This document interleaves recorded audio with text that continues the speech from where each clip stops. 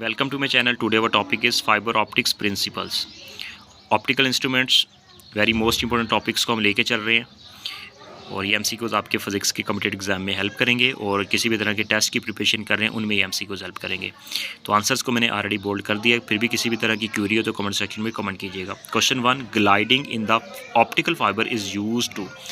Cladding जो होता है, बेसिकली क्लाइडिंग ऑप्टिकल फाइबर में इसका फंक्शन क्या होता है, यूज़ क्या होता है, ये करता है ऑब्जॉर्ब द अननेसेसरी लाइट। जो अननेसेसरी लाइट होती है बेसिकली उसमें हम टोटल इंटरनल रिफ्लेक्शन के थ्रू हम सिग्नल्स को कैरी करते हैं, तो बेसिकली अननेसेसरी जो लाइट होती है उसको ऑब्जॉर्ब कर लेते हैं बेसिकली। तो ठीक है, ये पावर लॉसेस कम होता है इससे बेसिकली। क्वेश्चन 2 की बात करते हैं। In the step index fibre mode of propagation is right answer is total internal reflection, C is the right answer.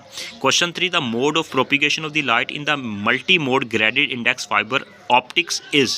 तो इसका मोड बेसिकली तरीके को कहते हैं, प्रोसेस को कहते हैं। इसका राइट आंसर है कंटिन्यूस रिफ्रैक्शन के थ्रू होता है basically, B is the right answer.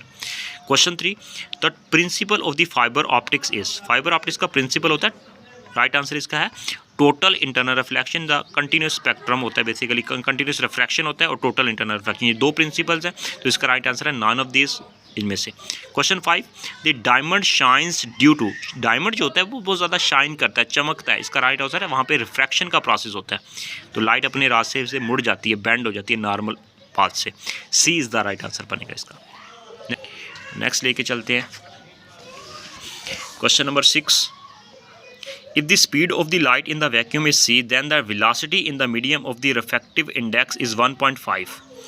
तो इसका राइट आंसर बेसिकली हमारे पास बन जाएगा डी, c/1.5। फार्मूला होता है n is equal to c/v, speed of light in the space air, speed of light in the medium. तो D is the right answer. Question number next 7, critical angle of the medium depends upon the. तो right answer इसका है refractive index of the denser medium के ऊपर depend करता है। C is the right answer. Sorry, A is the right answer. This. Question number 8. The refractive index of the medium increase the velocity, then the velocity of the light through the. अब refractive index अगर increase हो जाता है medium का, तो उसके velocity of the light जो होता है उसमें से जो पास है वो उसके ऊपर कोई इफेक्ट नहीं पड़ता होता है, ठीक है। स्पीड ऑफ लाइट सेम रहेगी, C। Question number 9, optical fibre is covered for the propagation with the.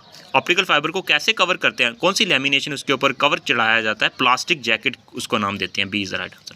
Question number 10, critical angle for the glass. Glass के लिए क्रिटिकल एंगल पहले भी एमसीक्यूज रिपीट हुआ, 41.8 होता है, इसको 42 भी लिख सकते हैं approximate. C is the right answer. All the best. Next लेके चलेंगे MCQs important types of optical fibre से रिलेटेड एमसीक्यूज। Take care.